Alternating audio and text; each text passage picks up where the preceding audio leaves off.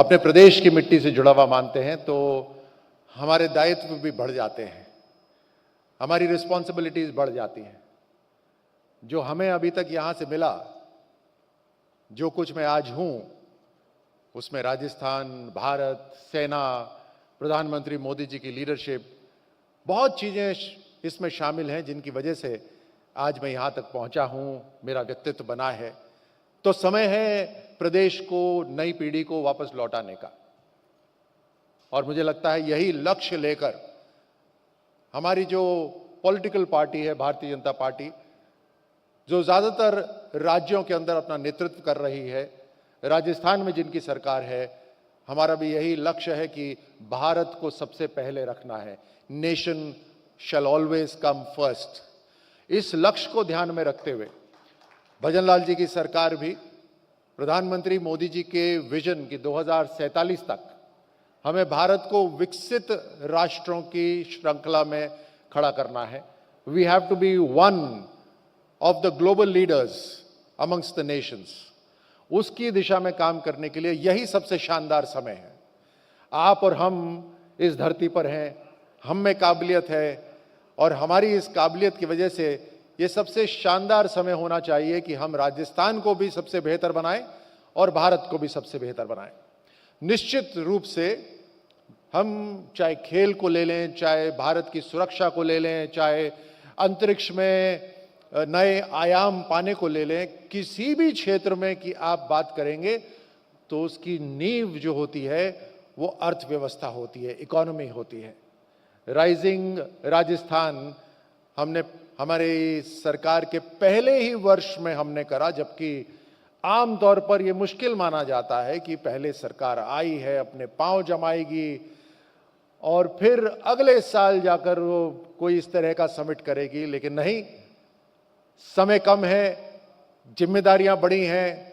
राजस्थान जो पिछली 5 साल पिछली सरकार के कारण पिछड़ गया, उसको हमें तुरंत आगे लाना है और इसलिए बिना समय गंवाए हमने पहले ही वर्ष में राइजिंग राजस्थान समिट करा। और आप सब मुझसे बेहतर जानते हैं कि 35 लाख करोड़ से भी ज्यादा के एमओयूज आए, जो अपने आप में ऐतिहासिक हैं।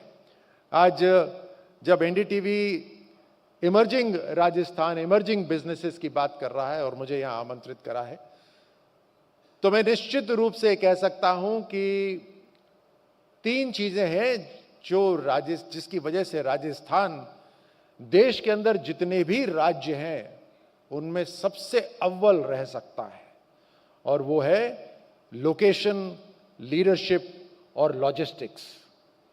लोकेशन, हम नॉर्थ इंडिया के तकरीबन मध्य में हैं।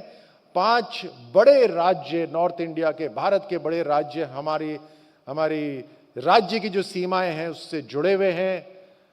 देश का सबसे बड़ा मार्केट राजस्थान और राजस्थान के चारों तरफ है।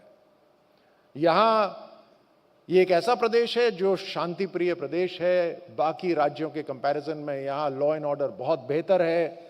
यहां पर मेहनती युवा रहते हैं जिन्होंने इतिहास में अपना नाम दर्ज कराया है। यहां 365 दिन सूरज ऊपर रहता है, मौसम साफ रहता है, पोल्यूशन नहीं रहता यहां पर। हर तरह से और ऐतिहासिक जगह है जहां पर लोगों को बसने में भी आनंद आता है, प्राथमिकता रहती है। दिल्ली के नजदीक है, मुंबई के रास्ते पर है। दिल्ली मुंबई इंडस्ट्रियल कॉरिडोर का एक तिहाई हिस्सा राजस्थान से होकर गुजरता है और उसके दोनों तरफ जमीन ही जमीन है। तो मुझे बताइए, लोकेशन में कहां कमी है राजस्थान के अंदर?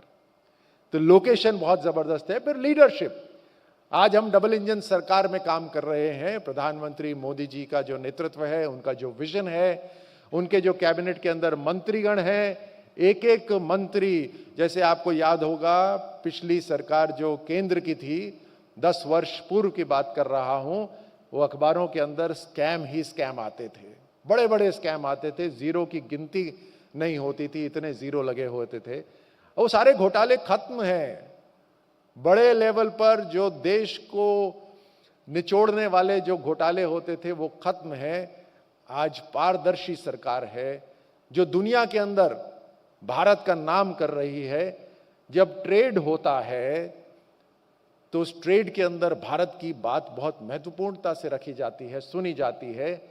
तो हर तरह से आज लीडरशिप देश की और राज्य की, राज्य के अंदर भजनलाल जी मुख्यमंत्री हैं, हमारे कैबिनेट के मंत्री हैं, और सभी प्रधानमंत्री मोदी जी ने जो लक्ष्य रखा हुआ है उस लक्ष्य के ऊपर काम कर रहे हैं। तो डबल इंजन की सरकार पूर्ण रूप से पारदर्शी तरीके से काम कर रही है। तो लीडरशिप भी है। और मैं यहां तक क्यों रुकूं, पॉलिटिकल लीडरशिप पे क्यों रुकूं, जब दुनिया के अंदर अगर बिजनेस की बात करी जाए तो राजस्थान के बिजनेसमैन तो पूरे देश और दुनिया में फैले हुए हैं।